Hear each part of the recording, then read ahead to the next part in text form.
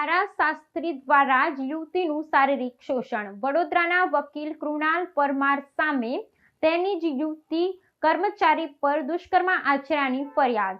વડોદરા શહેરમાં ફરી એકવાર મહિલા સુરક્ષાને લઈ ગંભીર ઘટના સામે આવી છે. શહેરના ગુરવા પોલીસ મથકે એક યુવતીએ વકીલાતના વ્યવસાય સાથે સંકળાયેલા શખ્સ વિરુદ્ધ દુષ્કર્મની ગંભીર ફરિયાદ નોંધાવતા ચકચાર મચી જવા પામી છે. પ્રાપ્ત વિગતો અનુસાર શહેરના એક વકીલ કૃણાલ પરમારે પોતાની જ કચેરી ઓફિસમાં કામ કરતી યુવતી સાથે વિશ્વાસનો ભંગ કરી બળજબરીપૂર્વક દુષ્કર્મ આચર્યું હોવાની વિગતો બહાર આવી છે, જેના પગલે પીડિતાએ હિંમત દર્શાવી કાયદાનું શરણ લીધું છે. યુવતીએ પોલીસ સમક્ષ આપેલી વિગતવાર ફરિયાદ મુજબ તે છેલ્લા કેટલાક સમયથી આરોપીની કચેરીમાં કામ કરતી હતી. આ સમયગાળા દરમિયાન આરોપી વકીલે યુવતીના વિશ્વાસનો દુરુપયોગ કરી છેતરપિંડીપૂર્વક તેનો ગેરલાભ ઉઠાવ્યો હતો.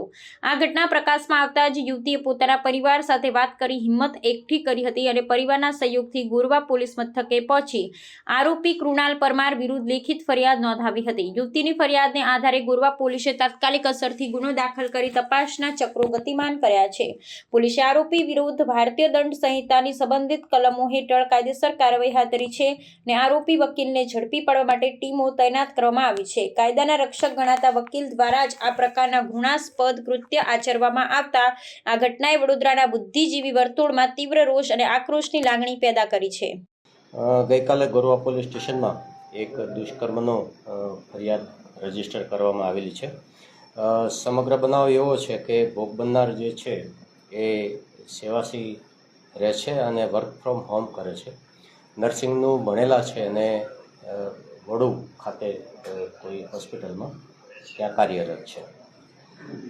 એમના એક મિત્રને એવી વાત કરેલી કે ભાઈ મને વડુ અહીંથી દૂર પડે છે, તો નજીકમાં ક્યાંય નોકરી મળતી હોય તો એ અનુસંધાને એમને એપ્રોચ કરવા માટે ઇન્સિસ્ટ કરેલા હતા.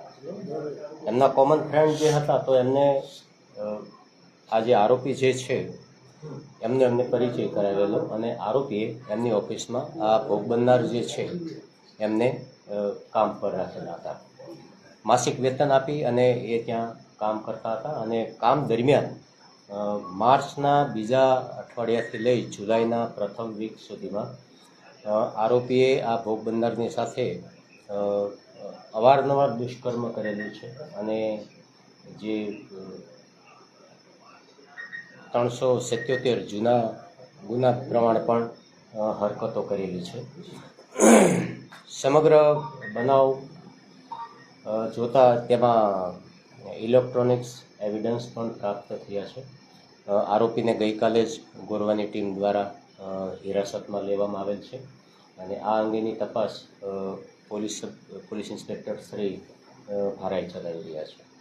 આરોપી શું કરે છે? આરોપી પોતે એડવોકેટ છે અને સુભાનપુરા ખાતે એમની ત્યાં ઓફિસ આવેલી છે. ભોગ બનનાર કેટલા સમયથી તેની સાથે કામ કરતા?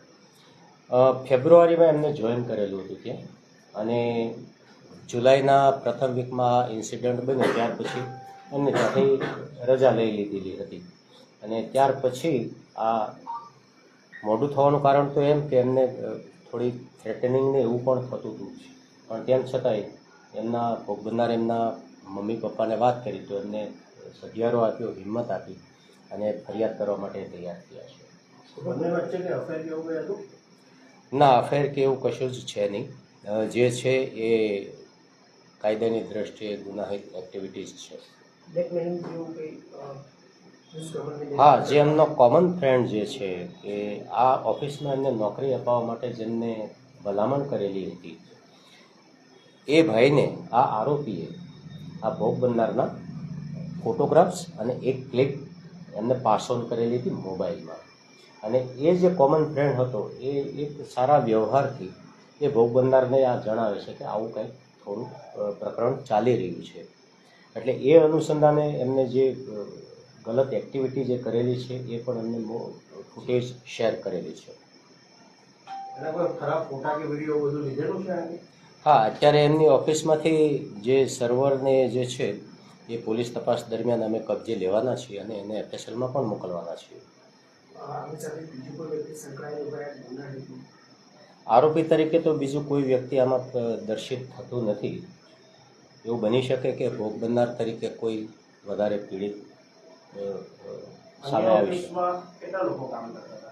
એમની ઓફિસમાં પ્રથમ એક મહિલા કામ કરતી હતી અને એ મહિલા કોઈ પણ સંજોગોમાં જોબ છોડીને જતા રહ્યા છે. એટલે ઓફિસમાં આરોપી એક જ જણ હતા. એટલે ભોગ બનનારને પણ જરૂરિયાત હતી કામની, તો એમને એપ્રોચ કર્યો તો ભોગ બનનાર અને આરોપી બંને જણ જ ઓફિસમાં કામ કરતા હતા. એ મહિલા જે પહેલા કામ કરતી તેને કંઈ સંપર્ક કરવાનો પ્રયત્ન કર્યો પોલીસે કે આમનો નેચર કેવો હતો કે એમની જોડે કંઈ કર્યું? હા, પોલીસે અત્યારે જે પ્રથમ ઇન્વેસ્ટિગેશન જે કરવાનું હોય medical related during time bound, તો પોલીસ એ તપાસમાં પડેલી છે. બીજી એક ટીમ અમે બનાવી અને ટીમને રવાના કરી છે કે એ મહિલા કોણ હતી, તો એમનો સંપર્ક થતાં અમે એમને પણ એપ્રોચ કરીશું ઇન્વેસ્ટિગેશનના કામે. પીડિત મહિલા મુખ્યત્વે આ ઓફિસમાં શું કામ કરતા? એડવોકેટની ઓફિસ છે એટલે રૂટીન જે ઓફિસ વર્ક જે હોય એ